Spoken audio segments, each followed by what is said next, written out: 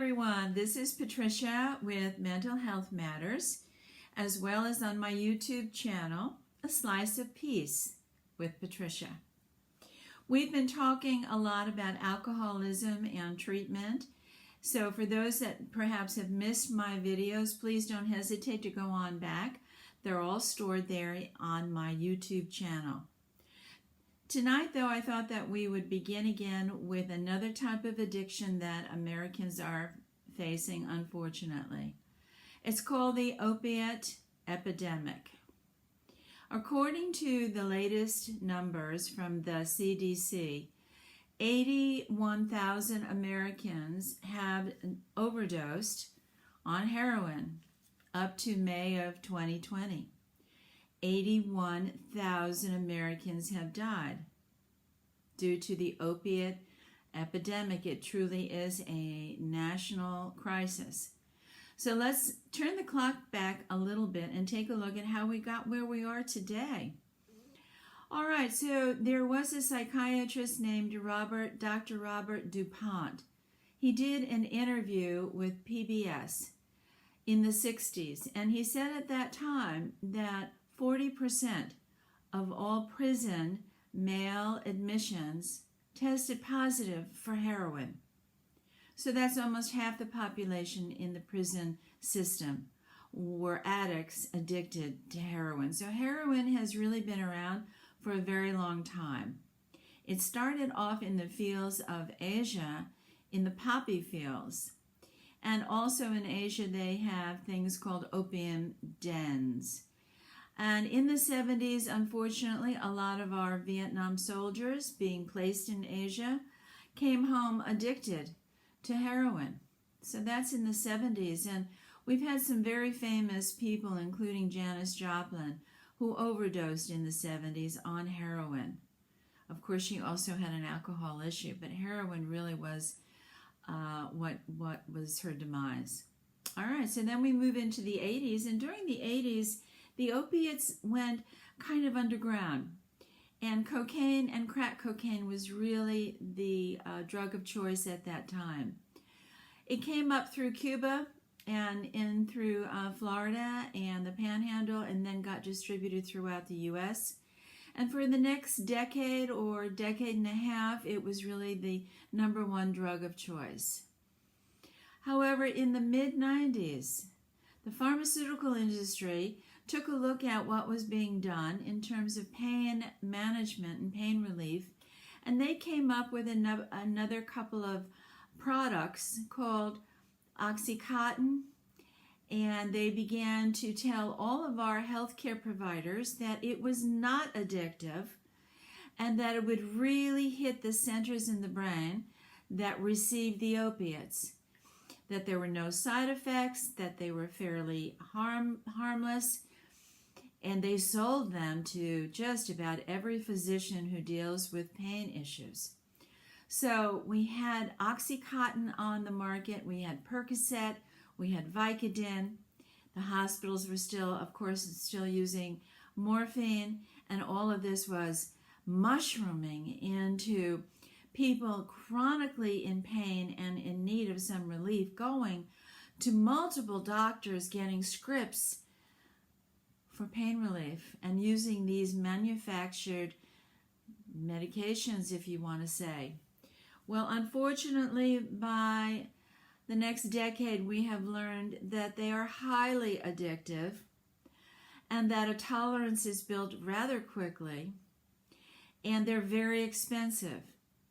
The federal and state governments did a huge crackdown on a lot of the pain clinics, they were called, that were distributing all of these opiates and not caring about whether the individual was really addicted to it, and selling them at enormous amounts of quantities. So naturally, here we are, and we're in 2019 and 2020, and the pandemic hits. People are in lockdown, and they cannot get to their doctors and their healthcare providers, and therefore finding heroin on the streets of just about every major city. It's cheaper, and it was faster, and it gave the same type of quick relief. And here comes the storm of opiate addiction and the opiate epidemic. So you can imagine that the average American guy who gets hurt on the job, or the individual who is rushed to the ER due to a car accident, or someone who breaks a shoulder or fractures a hip, of course they're going to need medication for pain. That is totally understandable. The only issue is that over time, whether the pain dissipates or not, the desire, the craving, the need for sustained pain relief through a pill or through a needle becomes paramount to that individual. So really, through no fault of their own, they become addicted to all of these substances, and the street drugs in particular. There's such a huge market, and no matter how much we keep fighting with all of our officials, and how much heroin they crack down and take off the streets, it seems like it's a never-ending battle. I know President Nixon back in the 70s, he said that drug abuse was the #1 national crisis. And so here we are 50 years later, and we're still fighting. So to have 81,000 Americans die due to opiate overdoses is really staggering. And with the shutdown and with the pandemic and with more people needing more and more relief, not only from pain, but depression and anxiety and all of the fears that come along with this pandemic, it's understandable. But unfortunately, it is highly addictive, and it destroys not only the individual, but of course his family and his loved ones, and the community, and the United States at large. So we are really in a national crisis right now with this opiate addiction. And I get to see that so often, in my hospital with people that do, again, through no fault of their own. They've needed surgeries, they've had broken hips, but particularly our elderly are so susceptible.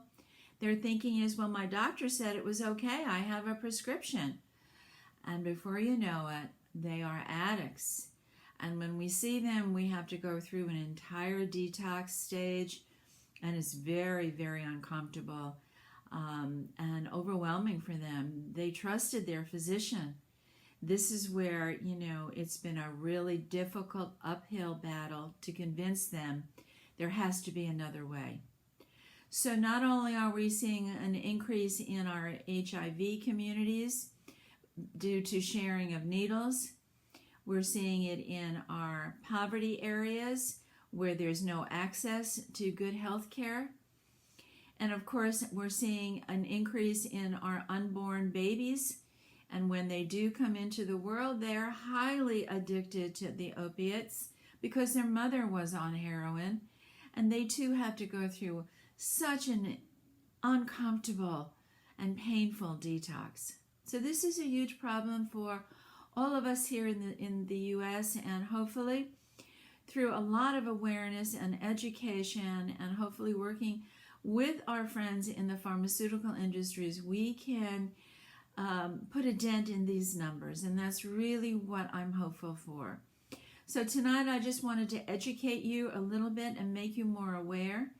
My next video, we're going to talk about what to do about all this pain and how we can manage it better without getting it from the streets or from a pill. So doctors are very careful today about the use of these prescription medications, the Oxycontins, the Roxys, the Vicodins, and the Percocets, and they're very, very careful about how often, the dosage, and how often they're seeing the same patient for the same issues. So there is help on the way. As always, please reach out.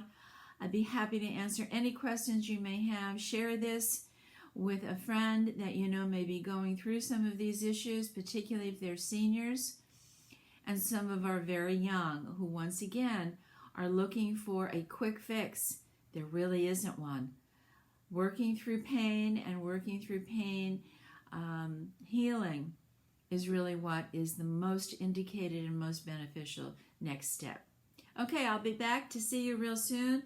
Again, this is Patricia. I hope this has been helpful. Thank you so much for following me, and don't forget you can catch me on YouTube, A Slice of Peace with Patricia. Stay well, everyone. Take good care. I'll talk to you again real soon. Bye for now.